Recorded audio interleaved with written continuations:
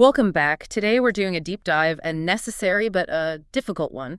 We're looking at the immediate sources around the tragic violence at a place of worship in Grand Blanc, Michigan. That's right. We've gathered the initial reports, and our focus here is really to, quickly process the sequence of events as we first understood them. Understand the scale, too, and get a handle on those initial official responses. Exactly. Just the facts as they emerged right after the incident. Okay, so let's unpack this. The core situation, it centers on an attack at a Church of Jesus Christ of Latter-day Saints chapel. This happened during Sunday services.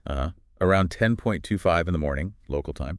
And the reports mentioned, well, hundreds of people were potentially inside attending the service. Which is just devastating timing. It is. And the details of the attack itself, they're quite complex based on these early sources. We're talking about a 40-year-old male suspect. And his actions were multifaceted, weren't they? Not just gunfire initially. No, not at all. The sources say he allegedly drove a vehicle directly into the church building first. Wow. Okay, so crashed into the building itself. Right. Before opening fire with what's described as an assault-style rifle. It suggests a level of planning there. Definitely sounds premeditated. And wasn't there fire involved as well? Yes, that's another crucial element. Officials stated they believe the suspect also deliberately set part of the building on fire. So you have a vehicle breach, arson, and shooting.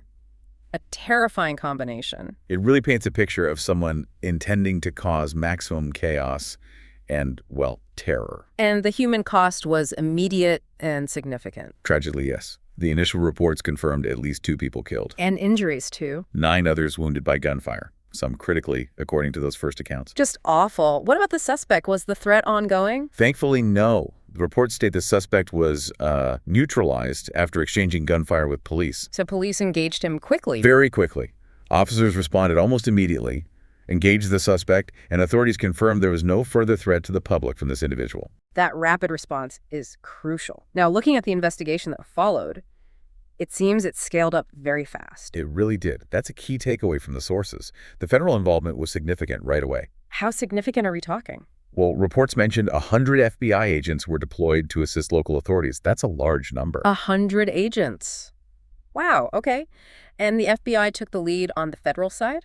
Yes, the FBI is leading the federal investigation. Their immediate priority, clearly, is establishing a motive. Right, the why. So they're searching his property, looking through records. Standard procedure in many ways. Right. But here, they're specifically highlighting searches of the suspect's property and, interestingly, examining his cell phone records. Cell records often point towards, communication patterns, maybe online activity. Precisely.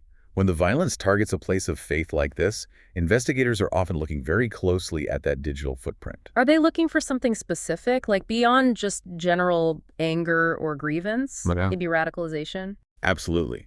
They'll be digging for any signs of ideological motivation, specific threats against the church or its members, manifestos, forum posts. Anything that suggests a targeted faith-based animosity or a path of radicalization online. It's not just if he was angry, but why he targeted this place. Got it. Now let's shift to the institutional reactions. How did the church respond initially? The Church of Jesus Christ of Latter-day Saints issued a statement confirming the violence, naturally expressing deep sorrow.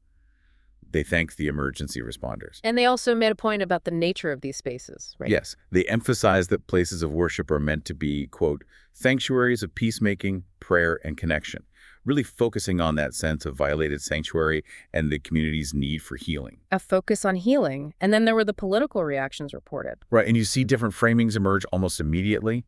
The sources mentioned President Trump posting on Truth Social, describing it as, quote, yet another targeted attack on Christians. Okay, framing it specifically that way. While others, like Attorney General Pam Bondi and Governor Gretchen Whitmer, issued broader condemnations.